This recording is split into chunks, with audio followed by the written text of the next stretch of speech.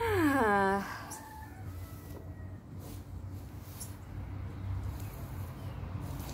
C'est les vacances.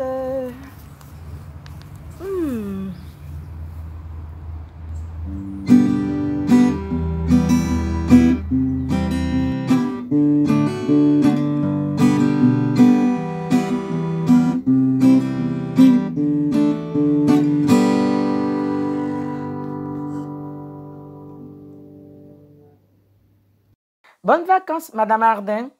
Mais sais-tu que 10 à 20% de ce que tu as pris le temps d'apprendre à tes élèves risque d'être perdu pendant le temps des grandes vacances? Ah bon? Comment? Cela peut même aller jusqu'à 40% pour les élèves en difficulté d'apprentissage. Pour vous donner une petite idée, 20%, c'est par exemple 2 tables d'addition sur les 10 que les enfants ont mémorisées cette année. Pouf, disparu. Et si on parle de 40%, alors il s'agira de 4 tables. Pouf, encore disparu. 20%, c'est aussi 16 graphèmes sur les 80 que nous avons étudiés en lecture cette année. Pouf, disparu. Et même 40%, cela correspondra à 32 graphèmes. Pouf, encore disparu. En effet, comme leurs acquis sont plus fragiles, ils s'effaceront plus facilement de leur mémoire. Cette perte est même parfois tellement importante que nos amis canadiens lui ont donné un nom. Ils appellent ça la glissade d'été. Nous, les Québécois, on appelle ça la glissade d'été. Eh oui, c'est mieux avec l'accent quand même. Mais ne t'inquiète pas, Madame Ardin. Tu n'as pas besoin de faire des capsules vidéo tous les jours sur tes congés d'été. Même pas en rêve. Ne vous inquiétez pas non plus les parents. Ce n'est pas forcément nécessaire d'acheter une tonne de cahiers de vacances et faire l'école à la maison pendant des heures. Attention, je n'ai rien contre les cahiers de vacances. Ils peuvent être très utiles, mais c'est à condition que votre enfant ait envie de les faire et que cela ne vous fasse pas transformer en maître ou en maîtresse tous les jours de vos congés. Mais alors?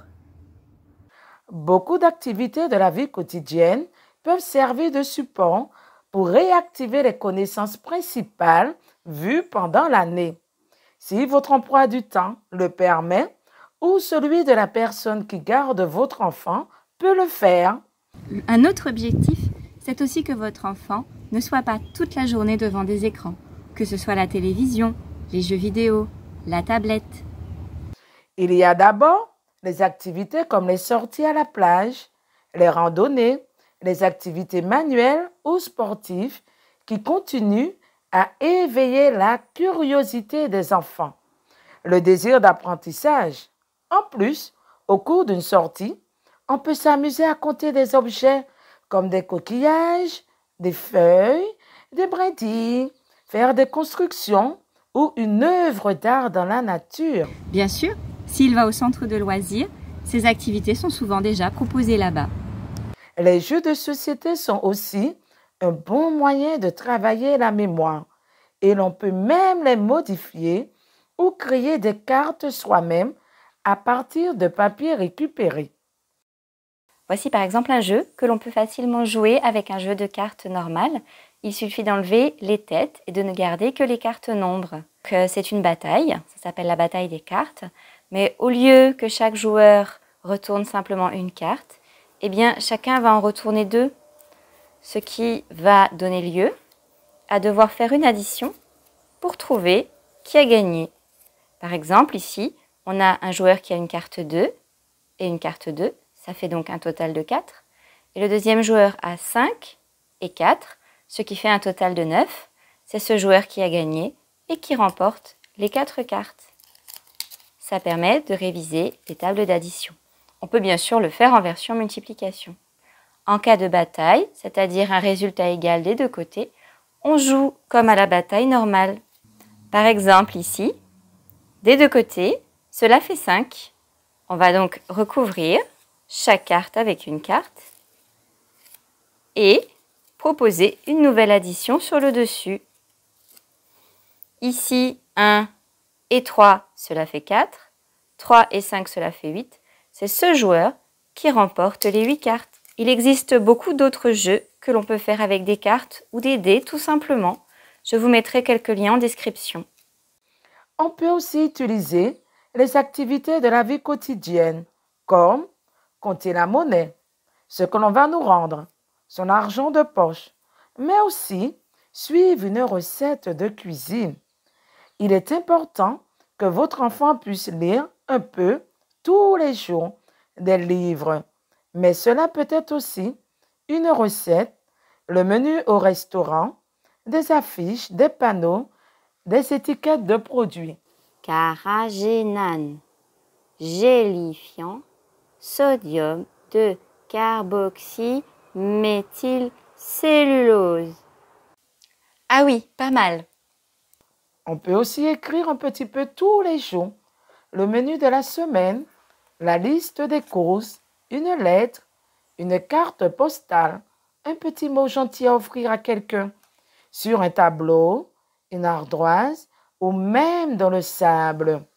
Enfin, il est important d'échanger sur les activités faites dans la journée, raconter sa sortie, son activité à quelqu'un, voire même écrire une petite phrase dans un cahier de bord de vacances.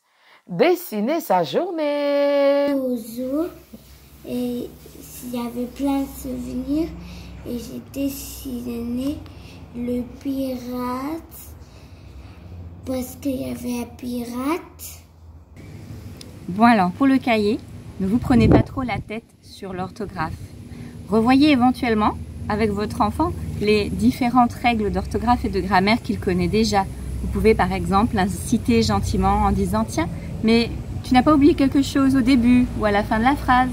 Et puis ce mot, il y en a plusieurs. Qu'est-ce que tu penses qu'on pourrait mettre à la fin du mot ?» Voilà. Mais vous n'avez pas à faire une leçon d'orthographe ou de grammaire. Il s'agit simplement de révision et d'entretenir le geste graphique.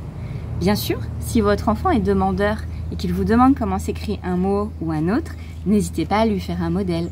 Tout ça permettra une reprise beaucoup plus en douceur à la rentrée et aussi de montrer à l'enfant que tout ce qu'il apprend à l'école peut être utile dans les activités du quotidien. L'important là-dedans, c'est que ça reste ludique et intéressant. On peut tout à fait être en train de se détendre et de s'amuser tout en révisant et en travaillant. D'ailleurs, c'est ce que je suis en train de faire. Allez, j'y retourne.